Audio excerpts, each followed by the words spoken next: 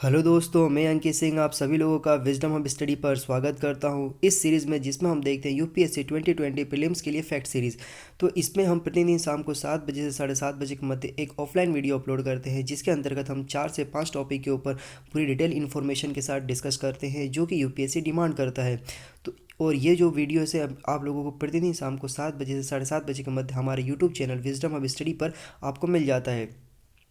आप हमारे चैनल को सब्सक्राइब करिए और बेल आइकन बटन दबा दीजिए ताकि जब भी हम वीडियो अपलोड करें आप लोगों को पास नोटिफिकेशन आ जाए और आप समय से देख सकें। दोस्तों, इस वीडियो में हम 4 टॉपिक के ऊपर डिस्कस करेंगे, जो कि इसमें पहला टॉपिक रहेगा एशियाई हाथी और ग्रेट इंडियन बस्टर्ड। दूसरा रहेगा इसमें इंडियन पैगोलिन। तीसरा रहेगा दिशा पुलिस स्टेशन जो आंध्र प्रदेश सरकार के द्वारा लगाया है, इसके बारे में जानेंगे। और चौथा रहेगा इसमें राष्ट्रीय जैविक खाद्य महोत्सव। तो इन 4 टॉपिक के ऊपर डिस्कशन करेंगे और लास्ट में हम आप लोगों से कुछ सवाल पूछेंगे इन 4 टॉपिक के ऊपर, जिसमें का जवाब आप लोगों को देना होगा। तो चलिए हम स्टार्ट करते हैं। तो देखिए, जो पहला टॉपिक है वो है यहाँ पर एशियाई हाथी और ग्रेट इंडियन बस्टर्ड। तो देखिए, वन्य जीवों की प्रभावी प्रजातियों के संरक्षण के लिए भारत में 13वें कॉन्फ्रेंस ऑफ पार्टी की मेज़बानी कर रहा है। तो भारत इस जो कॉन्फ्रेंस ऑफ पार्टी है, इसकी 13वां जो संस्करण है, इसकी मेज़बानी भारत कर रहा है। इस सम्मेलन में एशियाई हाथी और ग्रेट इंडियन बस्टर्ड को वैश्विक संरक्षण सूची में शामिल किया जाएगा। तो देखिए, ये जो आप तस्वीर देख रहे हैं यहाँ पर, तो यहाँ पर एक साइड आप देख रहे हैं लेफ़्ट साइड में जो एशियाई हाथी और राइट साइड में देख रहे हैं आप ग्रेट इंडियन बस्टर्ड। तो इन दोनों को यहाँ पर जो संरक्षण सूची है, वर्ल्ड वाइड संरक्षण सूची, उसमें इनको शामिल किया जाएगा। तो देखिए, यहाँ पर सबसे पहले ये समझना होगा कॉन्फ्रेंस ऑफ पार्टी है क्या और इसका उद्देश्य क्या होता है और भारत में क्यों आयोजित किया जा रहा है। तो देखिए, इस सम्मेलन का जो आयोजन है वो भारत के जो गुजरात राज्य है, गुजरात राज्य के गांधीनगर में आयोजित किया जा रहा है, जो कि 17 फरवरी से लेकर के 22 फरवरी के मध्य आयोजित किया जा रहा है। भारत को अगले 3 वर्षों के लिए कॉन्फ्रेंस ऑफ पार्टी मतलब COP का अध्यक्ष नामित किया गया है। इसलिए यहाँ पर इस पार्ट जो कॉन्फ्रेंस ऑफ पार्टी का आयोजन भारत में किया जा रहा है, मतलब जिस देश में आयोजन किया जाता है वह देश उसकी अध्यक्षता करता है। इस सम्मेलन के तहत ऐसी प्रजातियां जो विलुप्त होने के कगार पर है, जिन जो कि संकटग्रस्त की श्रेणी में हैं, उनको यहाँ पर सुरक्षित प्रोवाइड कराना, उनके लिए कार्य करना है। तो ये जो यहाँ पर जिनके अस्तित्व को खतरा है, उन प्रकार के जो प्राणी मतलब यहाँ पर जानवर हैं, एनिमल्स हैं, उनके प्रोटेक्शन के लिए यहाँ पर जो लिस्ट बनाई गई है, उन लिस्ट में परिशिष्ट नंबर 1 में सूचीबद्ध किया जाएगा। वे प्रजातियाँ जिन्हें अंतर्राष्ट्रीय संस्थाओं में मदद की ज़रूरत है या अंतर्राष्ट्रीय संस्थाओं से मदद की रिक्वायरमेंट है, उनको यहाँ पर परिशिष्ट श्रेणी 2 में रखा जाएगा। तो ये जो परिशिष्ट 1 एंड परिशिष्ट 2 होते हैं, इनके अलग अलग उद्देश्य होते हैं। जो संकटग्रस्त हैं उनको 1 में रखा जाएगा और जिनकी संभावना है उनको सुरक्षा देना, उनको 2 में रखा जाएगा। फिर यहाँ पर वन्य जीवों की जो प्रवासी प्रजातियों का संरक्षण के लिए भी यहाँ पर काम किया जाएगा। मतलब यहाँ पर जो conservation of migratory species on wild animals, जिनको CMS कहा जाता है, इनके लिए जो यहाँ पर बात की जाएगी। तो संयुक्त राष्ट्र पर्यावरण कार्यक्रम के तत्वाधान में एक पर्यावरण संधि के रूप में CMS प्रवासी जानवरों और उनके आवासों के संरक्षण और स्थायी उपयोग के लिए एक वैश्विक मंच प्रदान करता है। इसे बॉन कन्वेंशन के नाम से भी जाना जाता है। तो आपको ये पता होना चाहिए, याद होना चाहिए कि जो संयुक्त राष्ट्र पर्यावरण कार्यक्रम है, उसके अंतर्गत जितने भी यहाँ पर एनिमल्स होते हैं और पर्यावरण से संबंधित जो भी यहाँ पर एक्टिविटी होती हैं, उन सारी एक्टिविटी एंड संधि को यहाँ पर बॉन कन्वेंशन के रूप में जाना जाता है। तो ये आपको याद होना चाहिए। तो CMS वैश्विक एवं संयुक्त राष्ट्र आधारित अंतर सरकारी संगठन है। आपको समझना होगा कि इंटर गवर्नमेंटल ऑर्गेनाइजेशन है ये, जिसे विशेष रूप से स्थानीय, जलीय और एवियन प्रवासी प्रजातियों के संरक्षण एवं प्रबंधन के लिए स्थापित किया गया है। तो यह संस्था क्या करती है, ये जलीय, स्थलीय और एवियन मतलब हवा में उड़ने वाले जो यहाँ पर प्रवासी प्रजातियां होती हैं, उनको सुरक्षा प्रदान करना, उनके संरक्षण करने का काम ये CMS और संस्था करती है और संयुक्त राष्ट्र की साथ ही मिलकर के कार्य करती है। तो देखिए, इसमें जो प्रवासी पक्षी जो वर्ड यूज़ किया गया था वो क्या होते हैं। देखिए, वे जीव जो भोजन, धूप, तापमान, जलवायु आदि जैसे विभिन्न कारकों के कारण वर्ष की विभिन्न अवधि में एक स्थान से दूसरे स्थान पर घूमते हैं, चले जाते हैं। निवास स्थानों के बीच यह यात्रा कुछ किलोमीटर से लेकर के हज़ारों किलोमीटर तक की हो सकती है। तो इस प्रकार के जो पक्षी होते हैं, प्राणी होते हैं, ये सारे, इनको यहाँ पर प्रवासी प्रजातियाँ कही जाती है। तो ये हमें याद रखना होगा। जैसे एक फ्लेमिंगो बर्ड होता है, और जो कि यहाँ पर सर्बियाई क्षेत्र से उड़ कर के आता है, ठंडे प्रदेश में भारत के कई क्षेत्रों में रहता है ये, और जैसे भारत में फिर से गर्मी होने लग जाती है तो ये वापस उड़ करके अपने क्षेत्र में चले जाते हैं। तो इस प्रकार के जो पक्षी होते हैं, इनको यहाँ पर प्रवासी पक्षी कहा जाता है। इसमें दोस्तों जो दूसरा टॉपिक है वो है हमारा इंडियन पैगोलिन। तो आप ये तस्वीर में देख रहे हैं, ये कुछ इस प्रकार से दिखाई देता है इंडियन पैगोलिन। तो मध्य प्रदेश वन विभाग ने पहली बार इंडियन पैगोलिन को रेडियो टैग किया है। तो हम समझेंगे क्या होता है रेडियो के टैग। तो देखिए, यहाँ पर आप जो प्राणी देख रहे हैं, ये यहाँ पर है, आपको नाम याद रखना होगा, इंडियन पैगोलिन इसका नाम है। तो रेडियो टैगिंग में एक ट्रांसमीटर द्वारा किसी वन्यजीव की गतिविधियों पर नज़र रखी जाती है। इससे पहले कई वन्यजीवों जैसे कि बाघ, तेंदुआ, प्रवासी पक्षियों को भी टैग किया जा चुका है, ये जो रेडियो टैगिंग की जाती है। तो ये क्या करता है, ये जो रेडियो टैगिंग के माध्यम से वो जो प्राणी है उसके मूवमेंट के बारे में पता लगाया जाता है कि वह कहाँ पे जा रहा है, उसकी क्या क्या एक्टिविटी है, ये सारी इसके द्वारा पता ही लगाई जाती है। तो इंडियन पैगोलिन की पारिस्थितिकी विशेषताओं एवं प्रभावी जो संरक्षण योजना है उसको विकसित करने के तरीके के बारे में जानने के लिए रेडियो टैग किया जाता है। तो ये जो मैंने आपको समझाने की कोशिश की, ये वही माध्यम है जिसके माध्यम से उसकी एक्टिविटी के बारे में पता लगाया जाएगा, उसको संरक्षित करने के लिए। तो रेडियो की टैगिंग वन विभाग और वन्य जीव संरक्षण ट्रस्ट, मतलब वाइल्ड लाइफ कंजर्वेशन जो ट्रस्ट है नामक गैर लाभकारी संगठन है, मतलब यह एक एनजीओ है, यह एक संयुक्त परियोजना है जिसके माध्यम से ये पूरा कार्य संचालित किया जाएगा। तो इसमें दो विभाग है, आपको याद रखना होगा, एक तो वन विभाग है और वन्य जीव संरक्षण ट्रस्ट है। ये दो संस्थाएं हैं जो मिल करके कार्य करेंगी रेडियो टैगिंग का।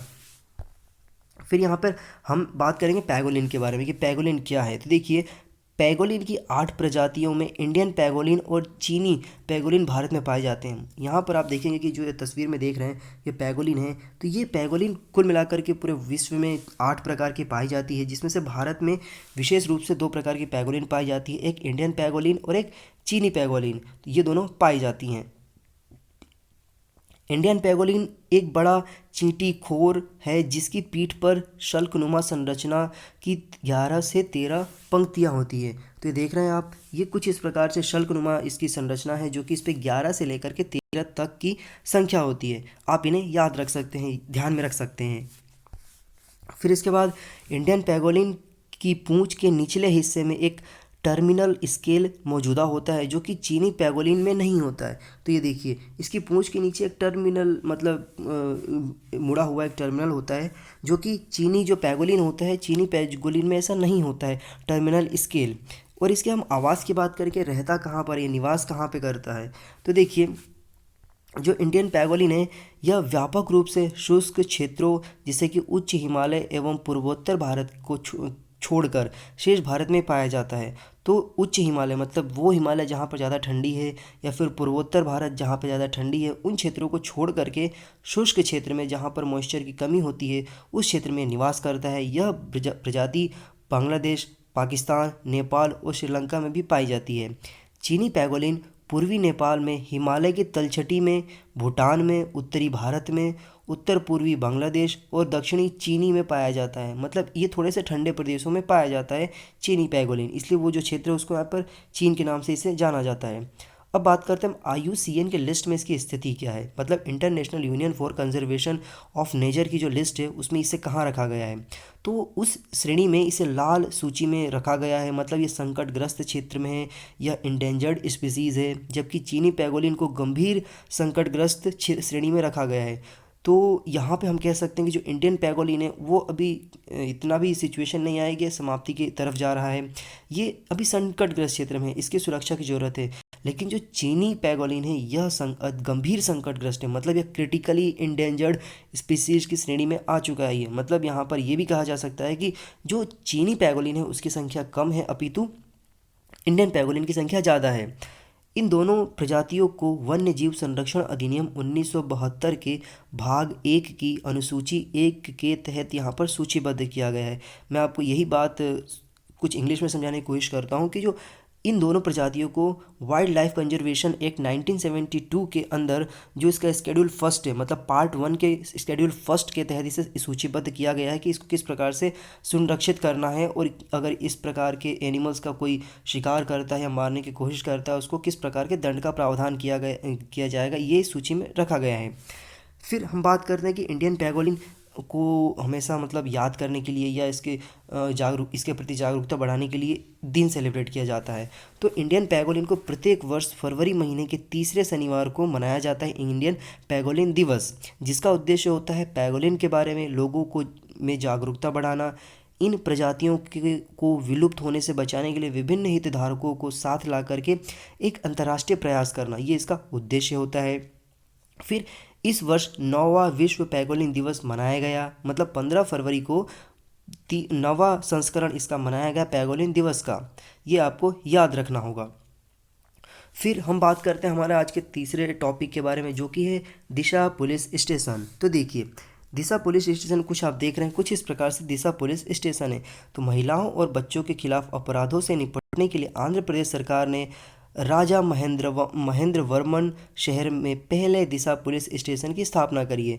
तो ये जो आपको पुलिस स्टेशन दिखाई दे रहा है कुछ इस प्रकार से ये दिखाई देगा।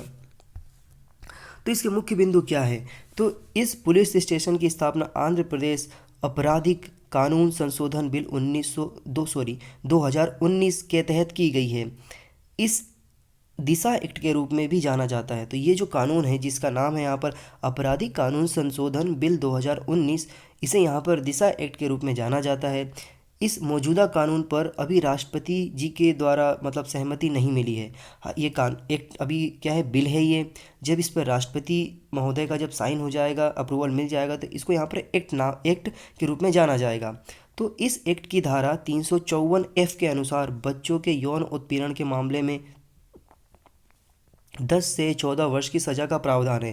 तो ये आप देख सकते हैं कि जो बच्चों के ऊपर जो भी यहाँ पर अमानवीय कृत्य करेगा कोई व्यक्ति, तो उसका यौन उत्पीड़न करता है, तो उस व्यक्ति को यहाँ पर 10 से लेकर के मिनिमम 10 से लेकर के अधिकतम 14 वर्ष की सज़ा का प्रावधान इसमें किया गया है इस कानून के तहत। इसके अंतर्गत अपराध से संबंधित पूरी जांच को 7 दिनों के भीतर और अदालती ट्रायल को 14 दिनों के भीतर किया जाएगा। यह बहुत ही ज़्यादा महत्वपूर्ण फैक्ट है दोस्तों, कि इस कानून के तहत क्या होगा कि पूरी जांच 7 दिनों के भीतर करना होगा, और जो ट्रायल होता है, ट्रायल मतलब हम कह सकते हैं कि जो इसमें प्रावधान होता है जिसके तहत कोर्ट में इन्वेस्टिगेशन प्रस्तुत किया जाता है, पक्ष विपक्ष के द्वारा रिपोर्ट प्रस्तुत की जाती है, और कोर्ट उस चीज़ को मतलब अपनी नज़र में के अंतर्गत उस केस को आगे बढ़ाता है और जानकारी देता है। तो इसके अंतर्गत क्या होगा कि 14 दिनों के अंतर्गत कोर्ट को ये सारे के सारे केसेस के एविडेंस को देखना होगा और जजमेंट देना होगा। तो ये बहुत ही कह सकते हैं कि फास्ट ट्रैक कोर्ट की तरह कार्य करेगा, इवन कह सकते हैं कि फास्ट ट्रैक कोर्ट ही होगा ये। फिर दिशा नाम 26 वर्षीय महिला पशु चिकित्सालय को दिया गया एक प्रतीकात्मक नाम था, जिसकी 27 नवंबर को हैदराबाद में बलात्कार करके मतलब वहाँ पे लोगों ने उसकी हत्या कर दी थी, जला दिया था उन्हें। तो ये जो लड़की का मतलब वो उनका नाम कुछ अन्य था, लेकिन मैं उस नाम को यहाँ पे लेना नहीं चाहूँगा। तो उसके नाम पर दिशा नाम दिया गया था, तो दिशा ही उस उनके नाम पर जो दिया गया था उसके नाम पर इस कानून का नाम रखा गया है। तो ये आपको याद रखना है। और दोस्तों मैं आप लोगों से एक रिक्वेस्ट भी करूँगा कि जब भी किसी लड़की का नाम आता है या इस प्रकार के कृत्य किए जाते हैं, तो आप लोगों से मैं रिक्वेस्ट करूँगा कि उसका नाम आप कभी भी अपनी सोशल मीडिया पर हुआ या अपने व्हाट्सएप स्टेटस हुआ, कभी भी उसके नाम को आप उजागर ना करें, क्योंकि यह एक कानूनन अपराध है। उसके तहत आप लोगों को सज़ा का प्रावधान हो सकता है। और दूसरी बात यह है कि जो सामने वाला होता है, अगर वो लड़की जिंदा है तो उसको बहुत ही ज़्यादा मतलब एक हीन भावना से सोसाइटी देखने लग जाता है, उसके परिवार को बहुत ही हीन भावना से देखने लग जाते हैं लोग। तो ये मेरा एक आपसे रिक्वेस्ट था, कह सकते हो कि पर्सनल रिक्वेस्ट भी था, कि आप लोग इन सब चीज़ों को करने से बचें। तो देखिए यहाँ पर महिलाओं एवं बच्चों के खिलाफ अपराधों से संबंधित मामलों से निपटाने के लिए प्रत्येक जिले में एक विशेष अदालत के अलावा कुल 18 दिशा पुलिस स्टेशन भी स्थापित किए जाएंगे। तो ये एक बहुत ही महत्वपूर्ण कदम है ये। इसी के साथ एक मोबाइल एप्लीकेशन भी लॉन्च किया जाएगा जिसका नाम रहेगा दिशा ऐप, जिसके माध्यम से कोई भी व्यक्ति यदि फ़ोन को ऑपरेट नहीं कर पाता है तो संकट की स्थिति में सिर्फ अपने फ़ोन को हिलाकर चेतावनी दे सकता है इस एप्लीकेशन के माध्यम से। तो ये भी एक महत्वपूर्ण इसमें फ़ीचर डाला गया है जो कि मदद कर सकता है हमारे देश की जो बच्चियां होती हैं उन लोगों को। फिर हम बात करेंगे आज के इस चौथे टॉपिक के बारे में, जो कि है टॉपिक यहाँ पर राष्ट्रीय जैविक खाद्य महोत्सव। तो देखिए, नेशनल ऑर्गेनिक फूड फेस्टिवल जो सेलिब्रेट किया जाएगा, इसका क्या मोटो है और किस तरीके से फ़ायदे पहुंचा सकता है हमारे देश के एग्रीकल्चर सिस्टम को और खाद्य श्रृंखला को। तो देखिए, केंद्रीय महिला एवं बाल विकास मंत्रालय, जिसे हम यहाँ पर ministry of women and child development कहते हैं, जिसकी मंत्री यहाँ पर स्मृति ईरानी जी हैं, और केंद्रीय खाद्य प्रसंस्करण उद्योग मंत्रालय, इसमें एक और डिपार्टमेंट है, एक और मंत्रालय है, जिसका नाम यहाँ पर ministry of food processing and industry MOFPI द्वारा 21 से लेकर के 23 फरवरी 2020 के मध्य नई दिल्ली में यह जो प्रोग्राम है इसको आयोजित किया जाएगा, जिसका नाम यहाँ पर रखा गया है राष्ट्रीय जैविक खाद्य महोत्सव। यह पहला संस्करण है इसका। तो ये पहला संस्करण है, भारत इसकी मेज़बानी कर रहा है, मतलब दिल्ली इसकी मेज़बानी कर रहा है, ये हम कह सकते हैं। इसका उद्देश्य क्या है? तो दोस्तों, इसका उद्देश्य ये रखा गया है यहाँ पर कि जैविक बाजार को मजबूत करना और जैविक उत्पादों के जो उत्पाद होते हैं उनके प्रसंस्करण, मतलब इसका जो प्रसंस्करण कह सकते हैं कि प्रोसेसिंग किस प्रकार से करना, फूड प्रोसेसिंग के लिए क्षेत्र में महिलाओं उद्यमियों की सशक्त बनाना।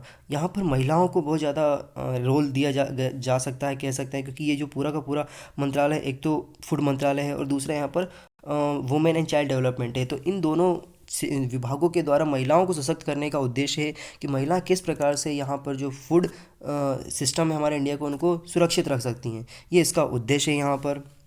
इसका जो थीम है, थीम बहुत ही महत्वपूर्ण होता है किसी भी कह सकते हैं प्रोग्राम का, क्योंकि वो जो थीम होता है उसको डायरेक्शन देता है उस प्रोग्राम का। तो ये पूरा जो प्रोजेक्ट है, इस पूरे प्रोग्राम का जो थीम है वो है भारत की जैविक बाजार क्षमता को उन्मुक्त करना। मतलब यहाँ पर unleashing India's organic market potential, ये इसका थीम है। तो थीम आपको याद होना चाहिए, नहीं याद होता तो भी आप बार बार इसे सुन सकते हैं। फिर इसका जो मुख्य उद्देश्य है इस पूरे के पूरे प्रोग्राम का, इसका मुख्य उद्देश्य क्या है? तो देखिए,